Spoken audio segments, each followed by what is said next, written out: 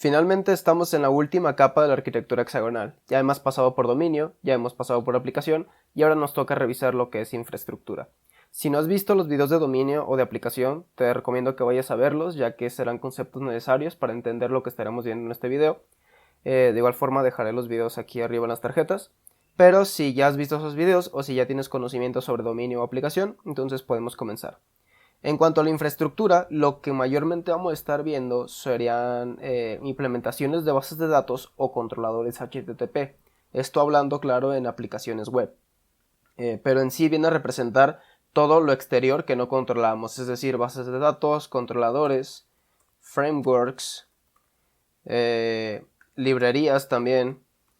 ¿Qué significa esto? Y esto es una parte clave.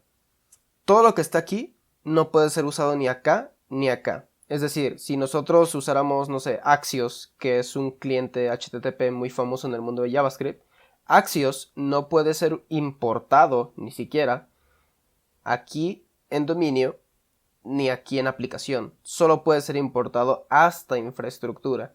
Si se desea usar un cliente HTTP aquí, entonces deberá crearse una interfaz en dominio y entonces será la interfaz de la cual se haga uso aquí en la capa de aplicación. Y entonces Axios deberá implementar esta interfaz para poder ser inyectado, ¿de acuerdo? Es la forma en la que se estará usando en arquitectura hexagonal. ¿Por qué no pasar a Axios directamente? Bueno, porque ya estaríamos rompiendo la regla de dependencia.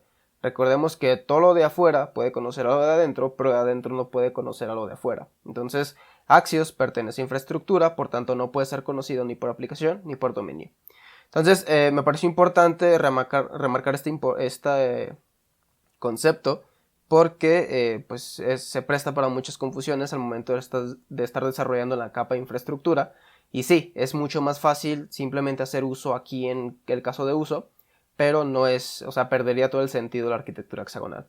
Entonces, bien, vamos a comenzar. ¿Qué vamos a hacer en este video? En este video solo vamos a crear los controladores y las implementaciones de bases de datos. De hecho, voy a borrar esto porque no lo vamos a necesitar en este video. Solo nos vamos a encargar de crear esto. Y en el siguiente video, ya teniendo estas tres capas, entonces es cuando vamos a hacer uso de nuestro módulo en una aplicación de Node.js, ¿de acuerdo? ¿Esto qué es lo que denota? Que realmente el framework o la tecnología pierde importancia. Es decir, siempre que nosotros tengamos nuestros módulos hechos de esta forma, podemos usar Node.js, podemos usar Nest.js, Next.js, podemos utilizar, no lo sé, MySQL, PHP, es decir, la tecnología va perdiendo relevancia a medida que desarrollamos nuestras aplicaciones de esta forma. Y eso es bueno, porque no dependemos de una sola tecnología. Entonces, vamos a comenzar primero con las implementaciones de bases de datos y después vamos a consumir estos casos de uso en controladores. Controladores que después podremos usar ahora sí en una aplicación de Node.js. Entonces, esta aplicación de Node.js va a estar hecha en Express, por lo tanto los controladores sí van a ser de Express, pero de nuevo pueden ser controladores de cualquier otro tipo. Para eso voy a abrir aquí, ya tengo nuestro código de Visual Studio Code. Entonces aquí en User yo voy a crear una nueva carpeta. De hecho voy a hacer antes un poco de zoom. Antes de todo, aquí voy a abrir una terminal en la cual voy a estar haciendo git checkout -b 3-infrastructure. Esto para que ustedes puedan llevar el seguimiento en GitHub. Recuerden, todo el código está en GitHub, entonces van a poder consultarlo en cualquier momento. Bien, aquí voy a crear la tercera y última capa llamada infrastructure. Y dentro de infrastructure, bueno, vamos a comenzar con la base de datos. Entonces, yo aquí tengo un repositorio de usuarios, ¿de acuerdo? ¿Dónde se va a guardar? ¿Dónde va a estar mi repositorio? Va a ser un repositorio en memoria, va a ser un repositorio Postgres, va a ser un repositorio MySQL. Bueno, pues vamos a comenzar con un repositorio en memoria. Y después cambiaremos uno de Postgres en este mismo video para que vean qué tan sencillo es hacer. Y de hecho voy a crear los dos. Voy a crear in memory user repository. Este va a ser el repositorio en memoria. Entonces export class in memory user repository. Y este va a ser un repositorio que va a estar implementando esta interfaz de dominio. Infraestructura, dominio. Nótese esa división de las capas. Aquí voy a implementar user repository. Vean cómo entonces ya me empieza a arrojar errores y me pide que implemente correctamente los métodos create, getAll, getOneById, edit y delete.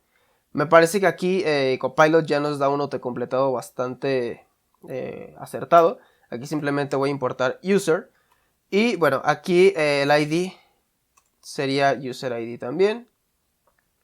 Y este de equals me parece que pues no es simplemente user.id.value equivale a ID.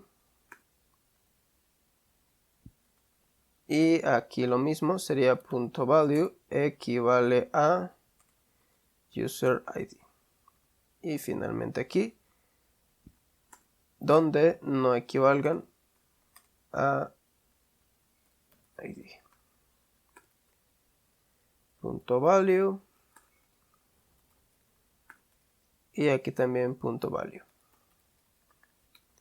Listo, ya solo nos queda este de aquí, .value. Y listo, ya tenemos nuestro repositorio. Ahora, vamos a revisarlo, porque Copilot nos autocompletó mucho y pues creo que es preciso ir punto por punto.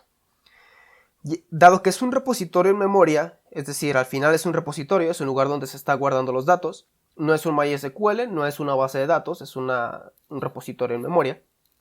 Aquí nosotros estamos definiendo una propiedad users, que va a ser de tipo user. En este caso, los tipos sí coinciden, es decir, es el mismo user de dominio, pero, como lo vamos a ver más adelante, cuando creemos el de Postgres, los tipos van a ser diferentes.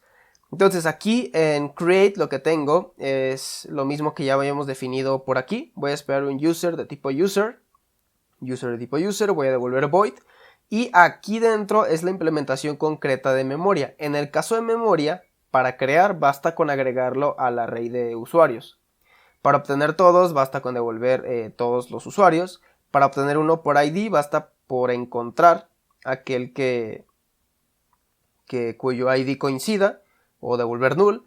Para editar basta con obtener el índice de aquel que coincida con el ID y después reemplazar este índice por el valor del user que nos están pasando.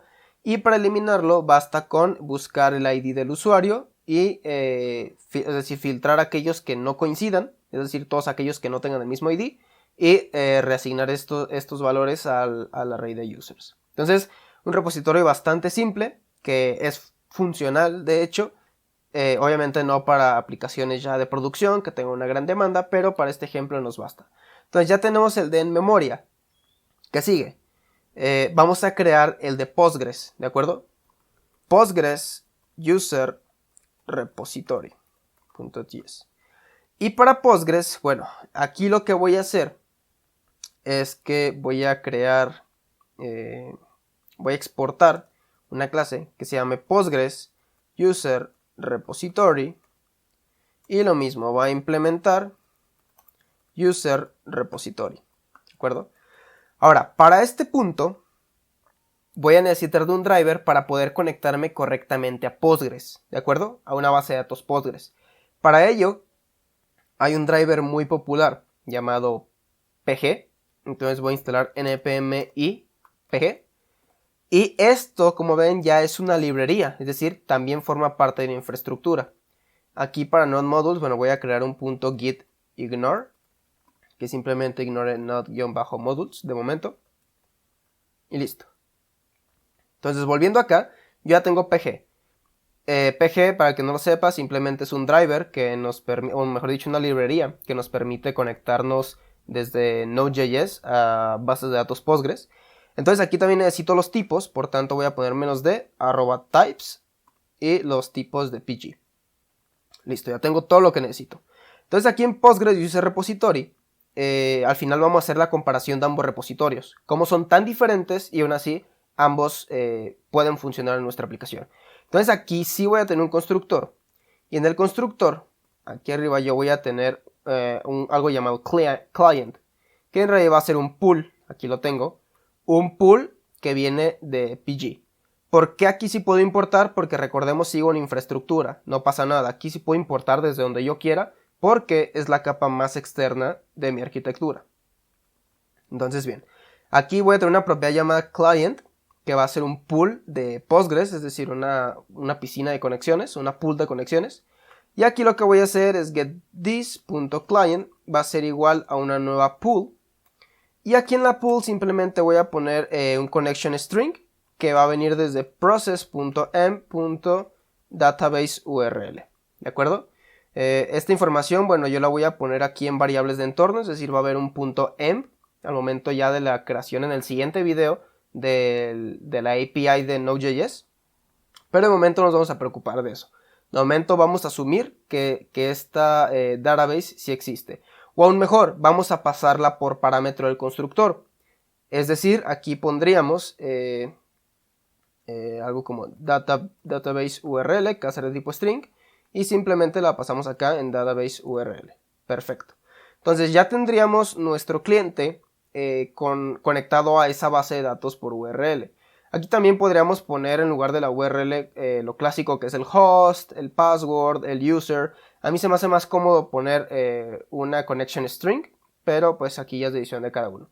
Entonces vamos a comenzar con la implementación. Aquí Copilot ya me autocompleta, vamos a ver si es correcto. Aquí en create, bueno, yo voy a esperar una instancia de user. Y noten aquí cómo ya va habiendo estas diferencias entre mi dominio y lo que viene a ser Postgres, ¿de acuerdo? Aquí la query, el texto viene a ser inserta dentro de usuarios, en el valor ID, name y email, los siguientes valores, que es el valor del ID, el username igual es .value y el user email también es .value. Noten aquí cómo de alguna forma estamos haciendo ese mapeo, es decir, estamos mapeando desde mi dominio hasta Postgres, ¿de acuerdo? Vamos a hacer lo mismo con getAll, por ejemplo. Aquí me va a devolver una promesa de usuarios y vean qué interesante. Aquí la query es selecciona todo de usuarios. Ahora, en el resultado se va a guardar this.client.query, es decir, el resultado de la query, y aquí está devolviendo any, ¿de acuerdo? Aquí vamos a tiparlo. Entonces aquí vamos a poner type Postgres user, y Postgres user va a tener esto, incluso el created at, listo, y es como va a venir Postgres, ¿de acuerdo? Este es el tipo de usuario, pero de Postgres, no de mi dominio.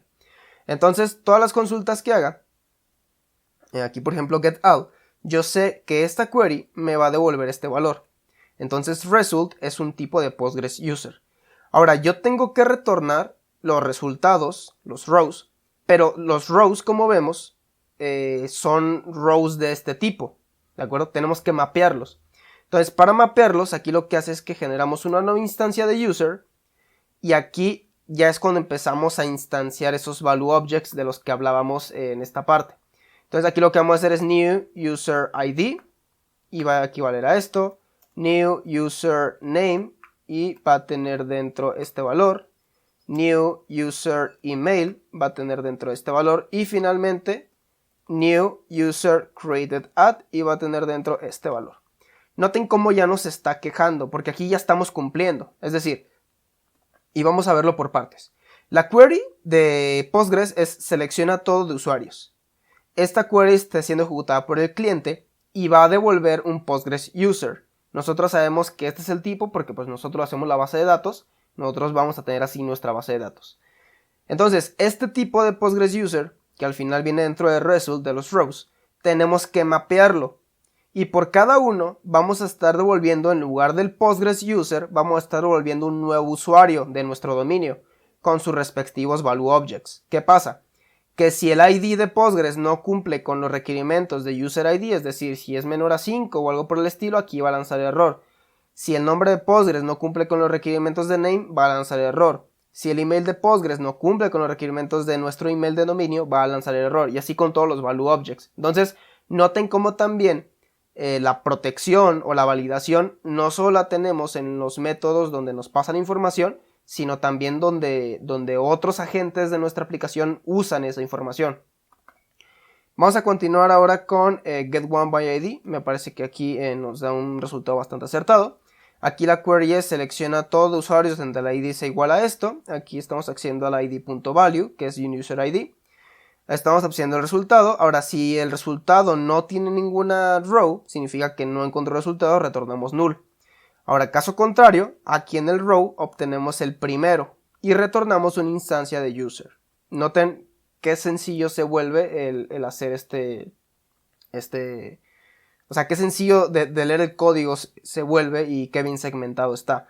Ahora, como yo les comenté en videos anteriores, si se fijan, esto ya comienza a estar muy contaminado. Pero eso está bien, porque al final lo único que está contaminado de SQL es nuestro repositorio. Como les comentaba, es otra ventaja de usar arquitectura hexagonal, el aislamiento de contaminación SQL, que es parte de la gran mayoría de aplicaciones. Vamos a continuar ahora con edit. Edit pues viene a ser más de lo mismo. Tenemos una query donde seteamos los valores y simplemente le decimos a Postgres que ejecute la query de update. Y por último tenemos delete, que aquí simplemente lo que hacemos es una query delete from users where id equivale a este id, que estamos tomando el valor y estamos ejecutando la query. Y listo. Este repositorio ya es el repositorio de Postgres y ya cumple porque ya nos está quejando, por tanto ya lo podemos usar en nuestra aplicación en alguno de nuestros casos de uso.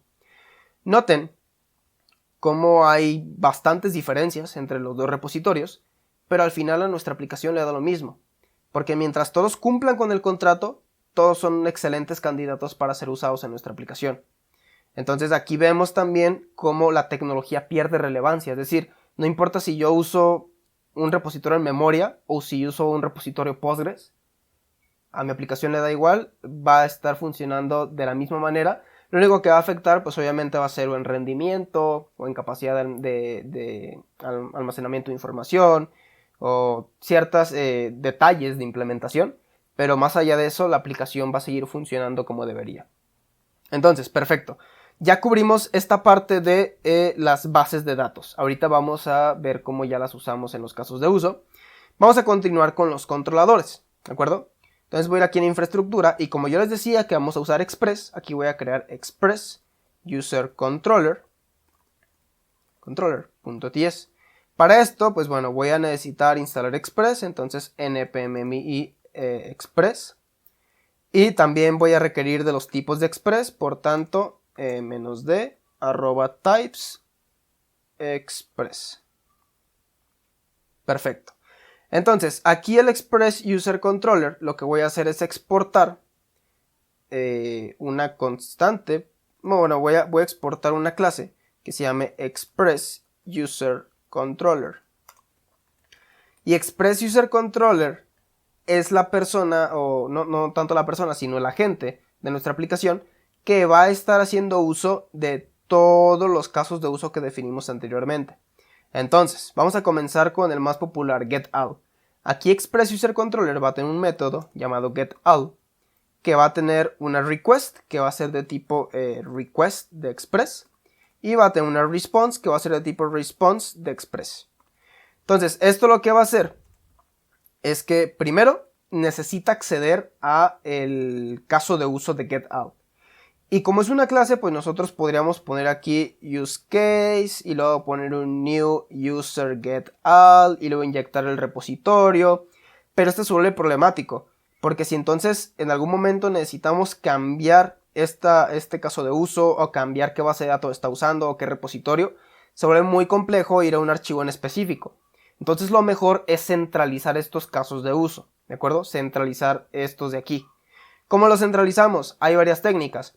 Hay una técnica de contenedor de servicios o de contenedor de inyección de dependencias. Son librerías que ya están probadas y se las recomiendo si están desarrollando una aplicación para producción. Pero en este caso vamos a desarrollar uno in-house, es decir, vamos a hacer nuestro propio, simplemente un contenedor de servicios. ¿Y cómo lo vamos a hacer? Bueno, pues veamos. Aquí a nivel de user, yo voy a crear otro módulo llamado shared. De shared, es decir, como compartido. Entonces aquí voy a poner shared, ¿de acuerdo? Este ya es mi segundo módulo y es un módulo compartido, es decir, todo lo que esté aquí va a poder ser usado por todos los demás módulos. Sin embargo, este módulo de user no debería ser usado por ningún otro módulo, es decir, solo podría ser usado por todos lo que está en shared. Entonces en shared yo voy a poner aquí otra carpeta que se llame infrastructure, porque al final el contenedor de servicios no deja de ser infraestructura. Y aquí voy a llamarlo service container, es decir, contenedor de servicios. Entonces aquí lo que voy a hacer es exportar una constante que se llame service container. Y service container va a estar dividido por módulos, en este caso user. Y user va a tener distintos servicios o casos de uso. Comenzamos por getAll. Y getAll va a ser igual a un new user getAll. Este caso de uso ya me está pidiendo un repositorio. Entonces yo aquí podría definir user repository.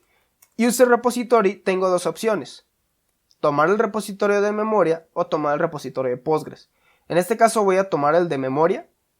¿De acuerdo? Entonces aquí sería new in memory user repository. Y simplemente se lo paso acá. Y listo. Así de sencillo, mi caso de uso ya va a estar usando el de memoria. Vamos a continuar y ahorita vamos a ver un poco más la magia que esto nos da. Tengo también el de getOneById, entonces getOneById igual a new user getOne, one by ID. Voy a importarlo desde aquí. Import user getOneById.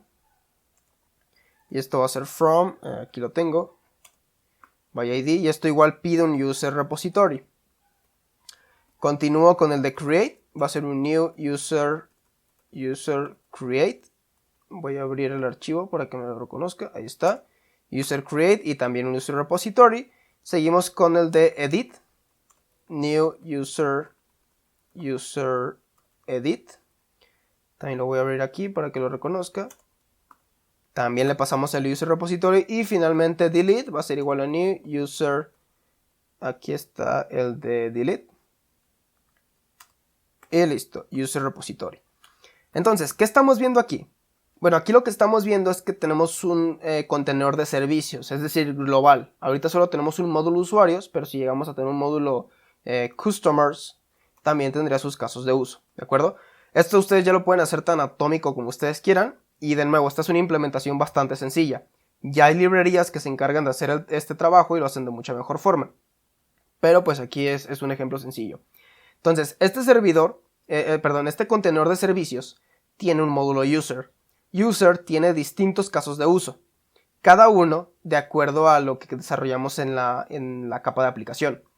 Pero todos tienen en común que piden un repositorio de usuarios. Entonces aquí, en este caso, el repositorio de usuarios es el de memoria. Ahora, ¿cómo cambio al de Postgres?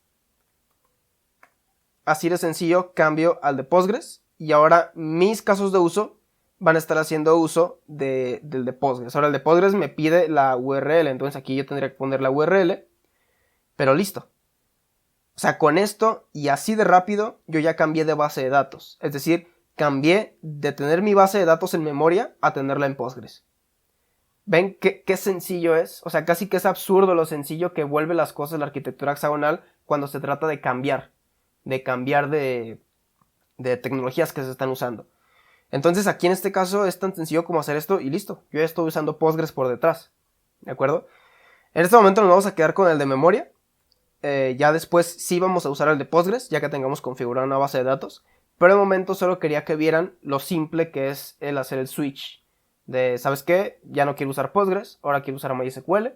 O ya no quiero usar Postgres 16, ahora quiero usar Postgres 18 porque ya salió. Etcétera. Entonces aquí ya tenemos nuestro servicio de contenedor de servicios. Ahora volviendo a Express, aquí yo ya no quiero usar esto. En su lugar yo quiero obtener los usuarios. Y para eso voy a hacer await service container, porque ya tengo ese contenedor. El módulo users, quiero obtener getAll y finalmente quiero que corra el método. Y aquí en users yo tendría todos mis usuarios, es decir, los usuarios de mi dominio. Finalmente aquí pues lo que me gustaría hacer sería retornar una respuesta en JSON de users y agregarle un status 200. Y listo, esto es todo mi controlador de getAll de Express. Es decir, aquí yo no tengo que agregar más configuraciones de obtener de base de datos o de asegurarme que los datos de users sí son válidos, ¿no? O sea, todo eso ya lo hacemos tanto a nivel de capa de aplicación como a nivel de capa de dominio. Aquí simplemente infraestructura lo que se encarga es de consumir esas capas y de devolver las respuestas a los clientes que las soliciten. Entonces, vamos a continuar con el resto. Vamos a ir un poco rápido. Aquí async getOneById.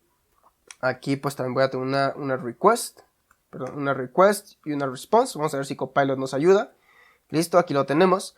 En este caso le estamos pasando los parámetros de ID, es decir, porque lo queremos que el ID nos lo pasen por la URL.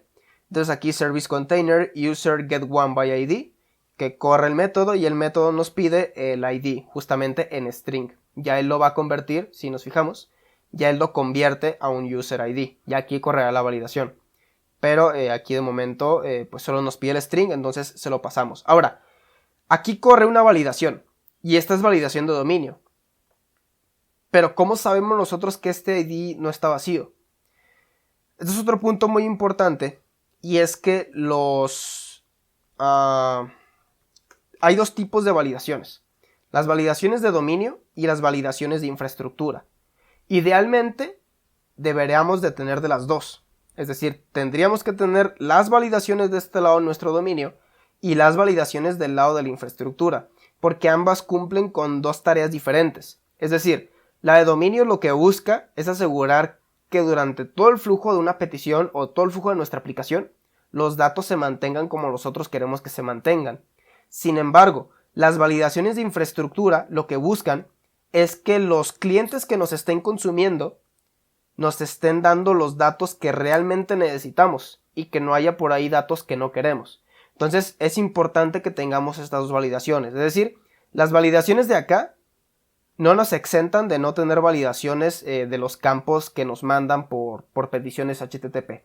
Entonces es importante tener eso en cuenta y esas validaciones van en infraestructura totalmente porque pertenecen ahí, ¿de acuerdo?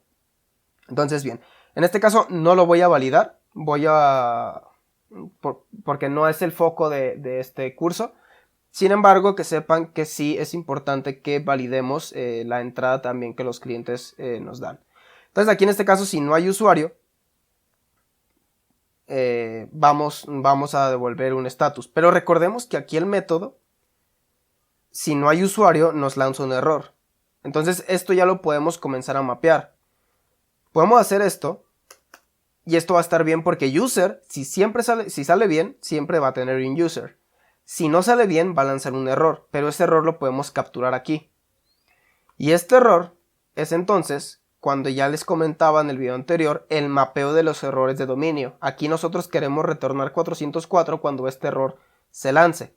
Entonces aquí lo que podemos hacer es decir, ok, si error es instancia de user not found error, entonces quiero que retornes una respuesta con status 404 y el mensaje, pues el que venga en el error. ¿De acuerdo? Si no, pues entonces simplemente lanza el error y que se propague allá en el middleware que tengamos para gestionar los errores. Vean aquí cómo entonces el controlador ya aprovecha nuestro error de dominio y de acuerdo al error que se lance, pues va a mandar un mensaje mucho más específico. Si no tuviéramos esto, aquí lo más seguro es que simplemente enviáramos un error 500, pero esto no es acertado. Si enviamos en cambio el 404, nuestro cliente sabe que 404 significa no existe el recurso. Por tanto, el cliente tiene oportunidad de corregir su comportamiento y por tanto dejar de producir el error. Entonces, bien, aquí también ya denotamos cómo se conectan y la importancia del uso de estas herramientas de errores de dominio. Vamos a continuar. Async create también va a tener una request que va a ser de tipo request y va a tener una response que va a ser de tipo response. Entonces aquí lo mismo, aquí vamos a crear el run con el body, pero el body pues realmente es any. Entonces aquí la request nosotros la vamos a tipar, sí que tiene este formato el body. Y nos falta el ID también, vamos a definir que es de tipo string y el created at. Aquí esta forma. Created at y esto va a ser string. ¿Por qué es string? Porque recordemos que JSON no soporta los objetos de fecha, entonces nosotros vamos a tener que convertirlo. Ahora bien, aquí vamos a extraer esos datos desde request.body, request.body y aquí yo ya sé que viene, bueno, me parece que esto está... Sí. Esto mejor lo ponemos acá. Le decimos que va a ser equivalente a esto. Y esto no lo necesitamos. Lo eliminamos. Así. Y a partir de aquí entonces ya accedemos a created add, email, ID y name. Entonces ya aquí en el run lo empezamos a pasar. ID, name, email y una nueva fecha en base a la fecha que nos hayan pasado en string en created add. Y listo. Para el de edit me parece que es bastante similar. Aquí simplemente le damos edit. Y aquí cambiamos el create por el edit. Y listo. Finalmente tenemos el de delete. Vamos a ver si Copilot lo autocompleta. Y ahí está. El delete también vamos a querer usar los parámetros del ID. Entonces todo perfecto. Vean cómo ya tenemos listo nuestro controlador en cosa de 59 líneas. Aquí en este caso tenemos este primer método. En el segundo tenemos el método que obtiene un usuario por ID junto con su mapeo al error HTTP en caso de que no se encuentre el error, más bien en caso de que se lance el error de dominio deseado. En create pues tenemos aquí la extracción de los datos desde el body y el pasado de esos datos al caso de uso para la creación. Si todo sale bien y no se lanza error, significa que se creó el recurso, por tanto podemos devolver 201. En el caso del edit lo mismo, solo que aquí estaremos devolviendo 204 de que se actualizó el recurso. Y finalmente en delete también sería un 204, me parece. Y listo. Es decir, con esto ya tenemos nuestro controlador de Express también terminado y listo para poder ser usado dentro de una aplicación de Node.js. Vean cómo nuestro módulo ya pues es un módulo bastante completo. O sea, tenemos el dominio que define toda la forma que va a tener nuestro módulo usuarios. Tenemos la aplicación que define las funcionalidades que va a tener nuestro módulo usuarios. Y tenemos la infraestructura que viene a ser cómo o dónde va a estar corriendo todo esto que desarrollamos anteriormente en el módulo usuarios. Para este ejemplo desarrollamos un controlador en Express que ya está listo para que lo usemos dentro de una aplicación real de Node.js. Desarrollamos también dos repositorios, el primero en memoria, que pues simplemente corre en la memoria del computador, y el segundo en Postgres, que ya estaría almacenando los datos en una base de datos y pues otorgando mayor persistencia. Y listo, o sea, esto vendría a ser la capa de infraestructura. Noten cómo ya cumplimos con bases de datos y con controladores. Ahora aquí notamos un patrón de repetición de código, este y este. Este pues realmente es un mapeo. Entonces aquí lo que podríamos hacer es definir un método privado que se llame map_to_domain. Y aquí justamente aquí me lo da. En user vamos a esperar un usuario de Postgres y vamos a devolver un usuario de dominio, simplemente mapeándolo así. Entonces aquí, por ejemplo, en getOneById estaríamos retornando, en lugar de esto, solo this.mapToDomain y el row. Y aquí arriba, pues un poco más de lo mismo, this.mapToDomain. Y aquí estaremos pasando el row. Y listo. Noten cómo ya se simplifica mucho más nuestro código. Esto es algo que yo sí suelo hacer, poner un método privado el mapeo al domain. Y en caso de que también se requiera el mapeo del dominio a la infraestructura. Pero pues de momento con esto basta. Entonces, como hemos visto, ya tenemos todo nuestro módulo completo. También creamos el módulo de Shared que nos permite tener esta clase de recursos compartidos que se van a estar usando a lo largo de toda nuestra aplicación. Y vimos también el beneficio y lo rápido que es tener el beneficio de usar repositorios y las interfaces de repositorio y lo rápido que nos permiten hacer ese cambio entre tecnologías. Es decir, hoy quiero usar algo en memoria, mañana quiero usar algo en Postgres y mañana no sé, quiero usar Redis. No hay problema, es tan sencillo como literalmente cambiar una sola línea de código. Entonces bueno, esto ha sido todo por el video de infraestructura. Ya tenemos las capas completas, es decir, ya tenemos todo nuestro círculo de arquitectura hexagonal. Ya hemos cumplido con entidades, value objects, interfaces. Ya hemos cumplido con casos de uso y finalmente en este video cumplimos con bases de datos y controladores. Lo siguiente que vamos a hacer es crear una API en Node.js. ¿De acuerdo? Esta parte ya va a ser súper sencilla. ¿Por qué? Porque ya tenemos todo hecho. En este API de Node.js estaremos usando este controlador de Express y estaremos usando este repositorio para la conexión a base de datos. Entonces realmente lo único que estaríamos haciendo en ese video sería pues crear la estructura del proyecto de Node.js, inicializando Express, inicializando la base de datos, tal vez obteniendo una base de datos ya sea en local o en la nube y poco más. O sea, sería prácticamente probar nuestra aplicación ya en un ambiente de Node.js. Y sería todo. Antes de irme, lo último que voy a hacer es meter todo esto en una carpeta src, ¿de acuerdo? Y dentro de src yo voy a tener una carpeta que se llame lib. Dentro de lib voy a meter mis módulos, ¿de acuerdo? Estos dos son mis módulos, los voy a meter dentro de lib. Y listo. Ahora, ¿por qué hice este cambio? Verán, a mí me gusta tener mi código dentro de la carpeta source, ¿de acuerdo? Y lib viene a representar la librería, es decir, la librería que yo voy a usar para desarrollar mi aplicación. En este caso la librería es mía. Y mi librería está compuesta por módulos. Tengo el módulo usuario, que tiene su respectiva arquitectura hexagonal, y tengo el módulo shared, que de momento solo tiene infraestructura porque no necesita más, ¿de acuerdo? Entonces aquí en src, lo que yo estaría creando sería un main.ts, y será aquí donde nosotros desarrollemos en el próximo video nuestra API de Node.js, ¿de acuerdo? Entonces, para ahorrarnos un poco más del próximo video, ya tenemos la estructura que vamos a estar usando. Y pues sí, a partir de aquí ya comenzaremos a escribir nuestro código de Express utilizando el controlador que hemos creado acá en el módulo de usuarios. Y listo. Como recomendación, yo realmente siempre inicio creando la carpeta lib. En el caso anterior, en los videos anteriores no lo hice porque pues aún estábamos viendo conceptos, no nos estábamos metiendo ya en la idea de crear un proyecto. Pero en este momento ya tenemos nuestro módulo finalizado, ya está listo para ser usado en una aplicación. Entonces, al momento que ustedes desarrollen una aplicación, lo más seguro es que ya tengan desde el inicio la intención de que sea un proyecto que funcione y que lo corran y que lo desplieguen. Entonces yo les recomiendo tener esta carpeta lib y dentro del lib ir creando sus módulos con su respectiva arquitectura hexagonal.